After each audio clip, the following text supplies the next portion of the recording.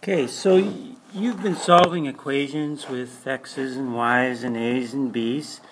Now we're going to do something a little different. It's kind of a first step to applying all this stuff.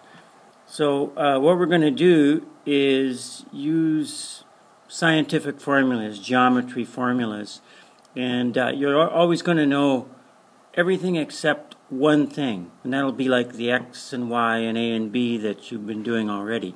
Okay? So I'm just going to give you a couple of simple examples. Here's the first one.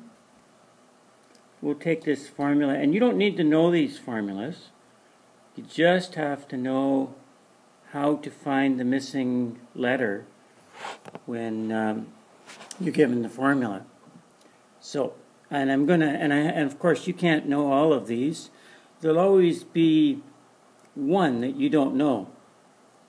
So I'll start. Let's just do one of them here. Let's call it A.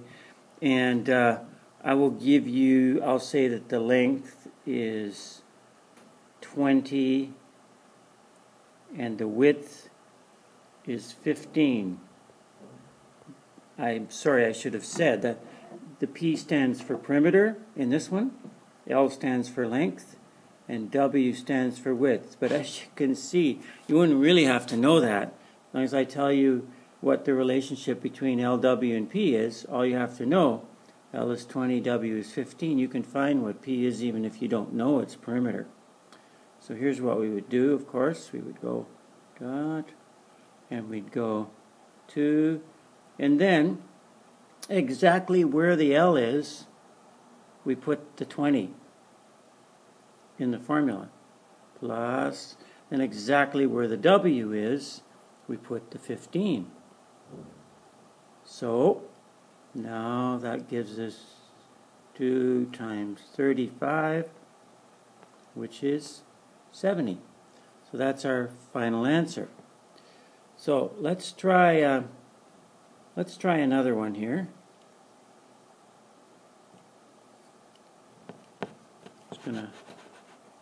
Well, actually, let's leave this on. Well, we might put that same formula back, but we'll do it with different numbers, and we'll know different things to make it different. Okay, so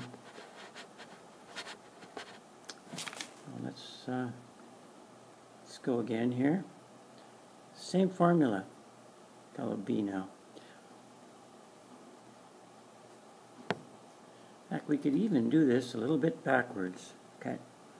Let's say we know the perimeter is 70, and we know the length is 20, and what is the width? And of course you might remember that from the previous question what it is, but let's solve it. Let's see how we would do that.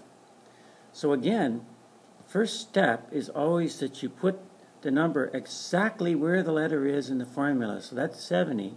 It's got to go there, right where the P is, because P is 70. 2, and then that 20, it's got to go exactly where the L is. So it's got to go there. And then the W, that's what we don't know. Now, next step, you may remember when you have a 2 before a bracket, means to multiply both things in the bracket. So we've got to do those two.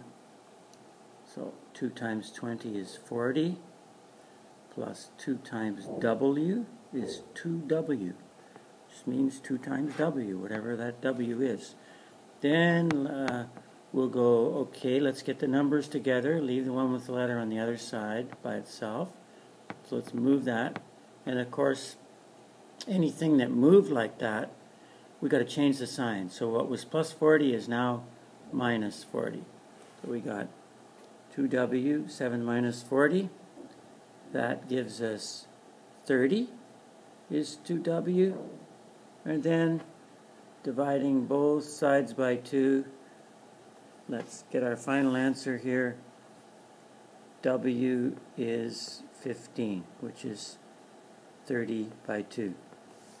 Okay, so that's how you're going to do all of them. All the time, you're going to have a formula, you're going to know all the letters except one letter. You're going to substitute those ones you know exactly where that letter is in the formula, and then you're going to solve it just the same way you were before with your X's and Y's and A's and B's and so on. And usually you'll actually be told what these letters mean.